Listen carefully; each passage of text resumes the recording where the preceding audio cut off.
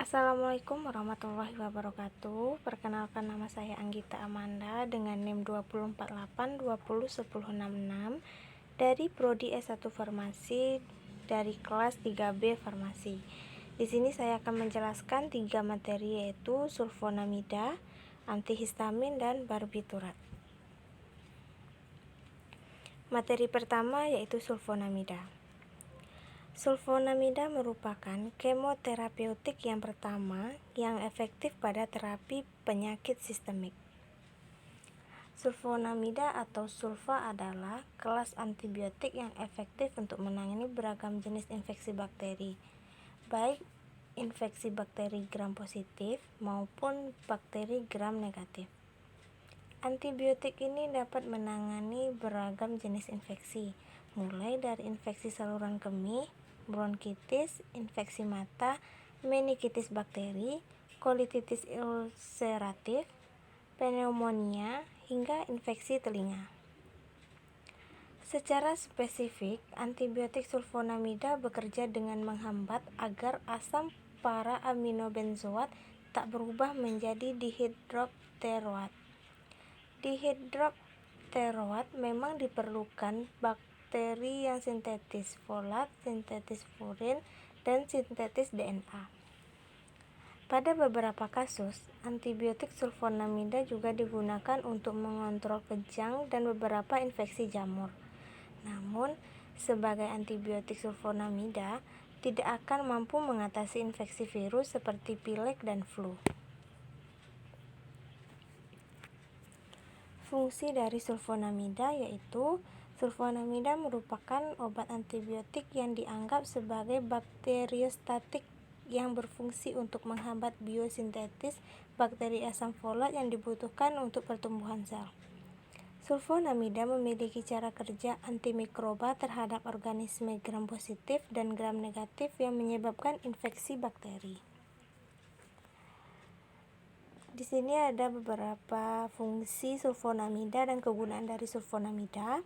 Yang pertama yaitu digunakan dengan antibiotik lain untuk mencegah dan mengobati berbagai jenis infeksi. Yang kedua, untuk pengobatan luka bakar. Yang ketiga, melawan berbagai mikroorganisme patogen gram positif dan gram negatif. Yang keempat, digunakan sebagai antibiotik untuk operasi usus dan untuk infeksi usus besar. Yang kelima, digunakan untuk menekan laktase. Penggolongan sulfonamida. Penggolongan sulfonamida itu terbagi menjadi 2 bagian, yaitu sulfonamida antibiotik dan sulfonamida non-antibiotik. Sulfonamida antibiotik merupakan sulfonamida yang diekskresikan dengan sangat cepat dan sangat larut di dalam urin. Obat ini biasanya digunakan untuk mengobati infeksi saluran kemih. Yang kedua yaitu sulfonamida non-antibiotik. Sulfonamida non-antibiotik dianggap memiliki sifat antiinflamasi atau imunomodulator meskipun cara kerjanya yang tepat dalam beberapa kondisi tidak diketahui. Selanjutnya, penyakit yang diatasi dengan sulfonamida yaitu infeksi bakteri, infeksi kulit bakteri, infeksi kandungan kemih, bronkitis, infeksi chlamydia, malaria, infeksi ginjal, meningitis, dan melioidosis. Adapun cara kerja sulfonamida yaitu sulfonamida atau obat sulfa bekerja dengan cara mengikat dan menghambat enzim tertentu yang disebut dengan dihidropteroat sintesis atau DHPS. Enzim ini sangat penting untuk sintetis folat dan nutrisi penting. Sintetis folat butuh reaksi kimia yang terdiri dari 2 molekul yaitu DHPP dan PABA yang dikatalisis oleh DHPS.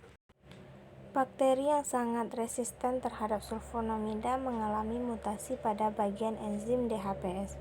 Terjadinya mutasi ini di antara 2 volopilop yang berada pada enzim yang sedang aktif. Antibiotik sulfa bekerja untuk menggantikan PABA. antibiotik sulfa yang ditanam di dalam kristal enzim.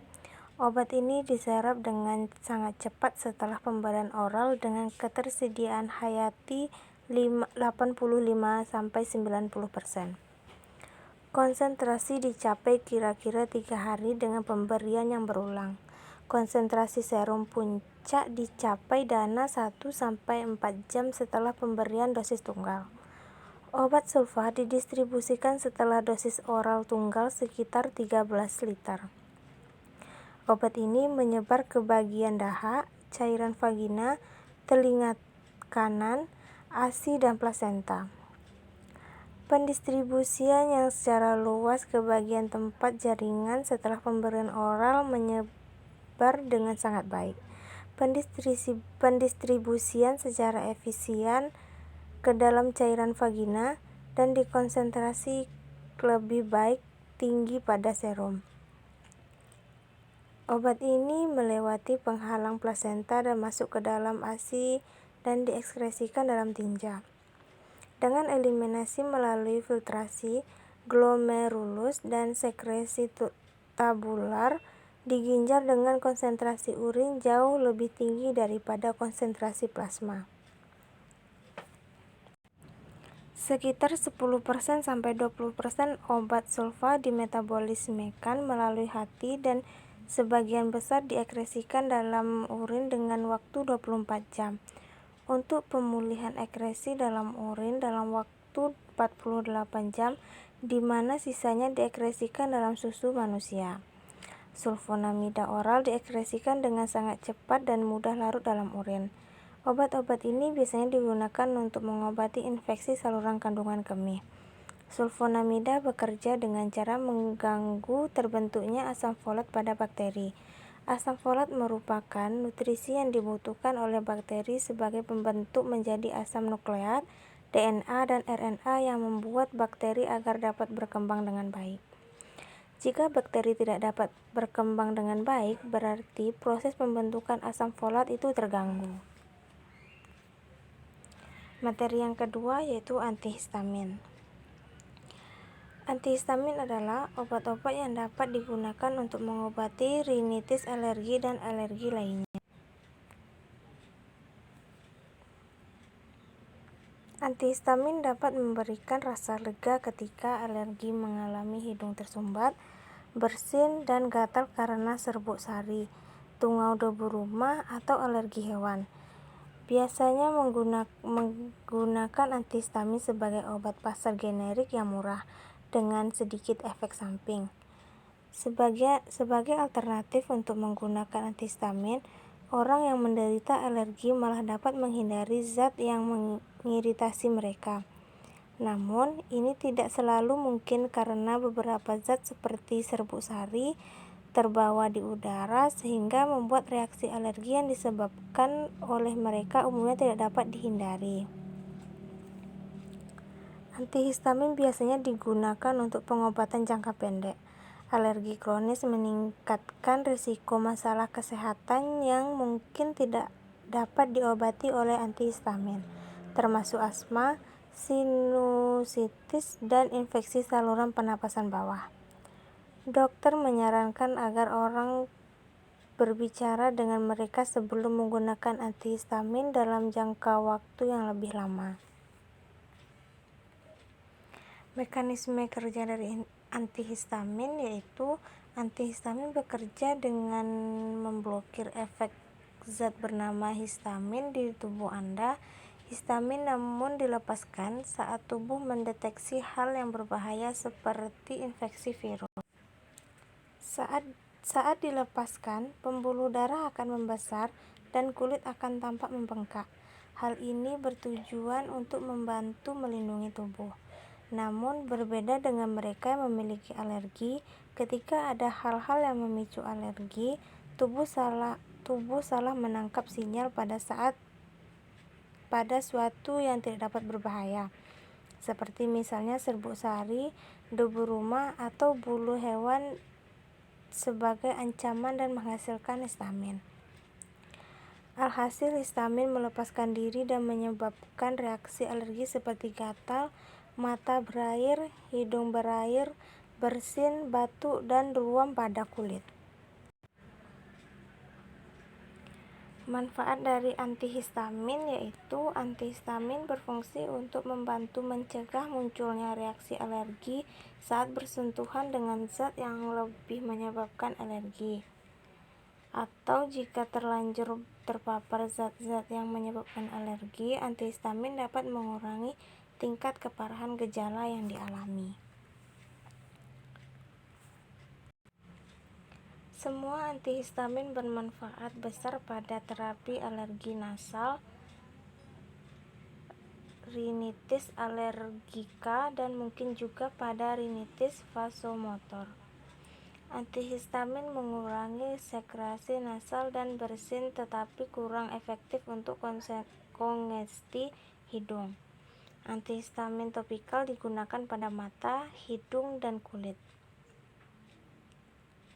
Antihistamin oral juga dapat mencegah urtikaria dan digunakan untuk mengatasi ruam kulit pada urtikaria, gatal, gigitan, dan sengatan serangga, serta alergi obat. Infeksi klorfeniramine atau promethazine digunakan sebagai terapi tambahan pada terapi darurat antiinflaksi dan angiodema dengan adrenalin. Antihistamin atau sinarisin, siklisin, dan promethazine teoklat digunakan pada mual dan muntah. Antihistamin kadang digunakan untuk insomnia. Materi yang ketiga yaitu barbiturat. Barbital adalah suatu golongan obat tidur yang mempunyai inti hasil kondensasi ester etil dari asam dietilmalona dan ureum. Barbital atau barbiturat digunakan sebagai obat hipnotik, sedatif, antikonvulsan, dan anestetik. Barbiturat bersifat lipofil, sukar larut dalam air, tetapi mudah dalam pelarut-pelarut nonpolar seperti minyak dan kloroform.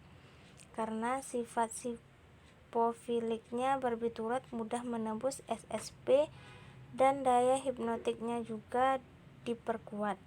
Dengan meningkatkan sifat lipofilik ini, maka efeknya dan lama kerjanya dipercepat.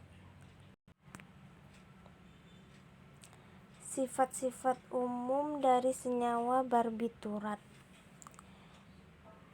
yaitu yang pertama, barbiturat mempunyai asam berbasa 1 yang sangat lemah. Yang kedua, asam barbiturat sukar larut dalam air, mudah larut dalam eter, kloroform, dan etil asetat. Yang ketiga, mudah mengadakan sublimasi. Hasil sublimasi dapat dipakai untuk mengidentifikasi barbital. Yang keempat, barbital mempunyai titik lebur yang tajam. Kegunaan senyawa barbital yaitu kegunaannya atau khasiatnya yaitu adapun barbital banyak digunakan untuk sebagai obat tidur dalam dosis yang banyak, sebagai sedatif dalam dosis yang sedikit, sebagai obat antikonvulsin, sebagai obat anestetika. Efek samping dan bahaya barbiturat adalah efek samping yang dapat ditimbulkan barbiturat bisa bervariasi tergantung pada jenis barbiturat yang digunakan. Namun secara umum ada beberapa efek samping yang bisa terjadi setelah menggunakan barbiturat. Yang pertama yaitu pusing atau muncul sensasi seperti melayang. Kedua, sakit kepala. Yang ketiga, kikuk dan sulit menjaga keseimbangan. Yang keempat, mual dan muntah. Yang kelima, lemas atau lelah yang berlebihan. Yang keenam, ngantuk. Yang ketujuh, sakit perut. Kedelapan, gelisah atau bingung. Yang sembilan, tekanan darah rendah. Jika dikonsumsi dalam dosis yang berlebihan, ada beberapa gejala atau keluhan yang bisa terjadi, yaitu sulit berkonsentrasi, gangguan berbicara, pernapasan menjadi lambat, mudah terkejut, lesu, penurunan kesadaran, koma, hingga kematian. Barbiturat juga rentan menimbulkan ketergantungan. Jika menggunakannya dihentikan secara mendadak, bisa muncul gejala putus obat yang bisa diawali dengan gejala tertentu, seperti sulit tidur, gelisah, atau tremor. Kemudian bisa berlanjut dengan munculnya halusinasi, demam tinggi, atau kejang. Itulah materi yang dapat saya jelaskan dari 3 materi tersebut. Bila ada kata saya yang salah, mohon dimaafkan. Assalamualaikum warahmatullahi wabarakatuh. Terima kasih.